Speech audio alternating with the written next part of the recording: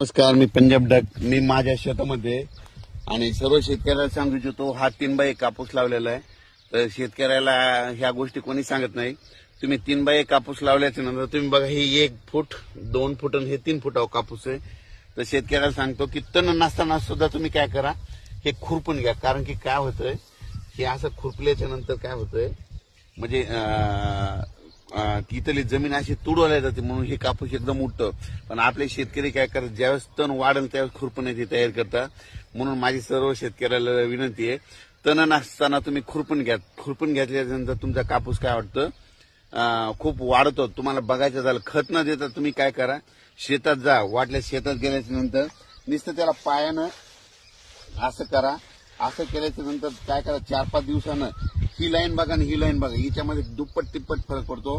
काय होतं, कापसाला नेटी जमीन लागते. नेटीमध्ये मग हे काय करते, लेबर खुरपेताना ही काय होती, इथली जमीन तुडवते. तुडवल्याच्या नंतर काय होतं, हे कापूस एकदम जोरानं उठतो. म्हणून हे सर्व शेतकऱ्यांना लक्षात यायचं. तर हे पाहू शकता, हे 1 फूट 2 फूट 3 फूट अंतर लावलेलं 3x अर्ध्या फुटावर कापूस आहे. म्हणजे 3x1 वर पण नाही, 3x अर्ध्या मध्ये 1 एकर मध्ये, म्हणजे आम्ही 4 एकर मध्ये 12 बॅग कापसाच्या लावलेल्या आहेत. कापूस फक्त एवढाच वाढू देणार आहे. आणि तुम्हाला ना कोणतं औषध फवारलं, काय केलं, संपूर्ण याचं नियोजन सांगणार आहे. सुरुवातीला सांगतो, याला खत दिलेलं आहे 12-32-16 12-32-16 दिलेलं आहे. आणि त्याच्यानंतर तुम्हाला एक सांगतो की परत आता याला ना आता लगेच पाळी चालू आहे, खुरपण देखील चालू आहे. हे पाहू शकता, ही पाळी चालू आहे. काल इथपर्यंत झालं आणि आज बरंच राहिलेलं आहे. हे संपूर्ण असं 4 एकरचा प्लॉट केलेला आहे, 3x1 वर केलेला आहे. म्हणून तुम्ही काय करा, पाळी घाला. पण काय करा, याच्यानंतर हे जे राहिलेलं आहे इथं काय करा, तण नसताना देखील खुरपा. तुम्ही बघा, आमच्या शेतामध्ये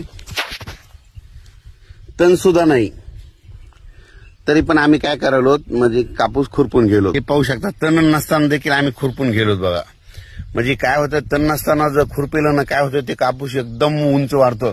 तुम्हाला खत न देता इतका कापूस निसता, म्हणजे निंदणी केल्यानं, काही जण निंदणी म्हणतात, आमच्या इकडे खुरपणी म्हणतात, असं वाढतो. म्हणून सर्व शेतकऱ्यांनी काय करायचं, खुरपणी करून घ्यावी. आणि मी प्रत्येक कापसाला काय काय केलं, सोयाबीनला काय केलं, कोणत्या फवारण्या केल्या, कशी पाळी केली, सगळं डिटेल दररोज प्रत्येक व्हिडिओमध्ये तुम्हाला सांगत जाणार आहे. 3x1 कापूस प्रत्येक नियोजन सांगणार आहे. कोणतं औषध फवारलं ते सांगणार आहे, कोणता खत दिला ते सांगणार आहे, कोणत्या बॅग लावल्या ते संपूर्ण नियोजन यावर्षी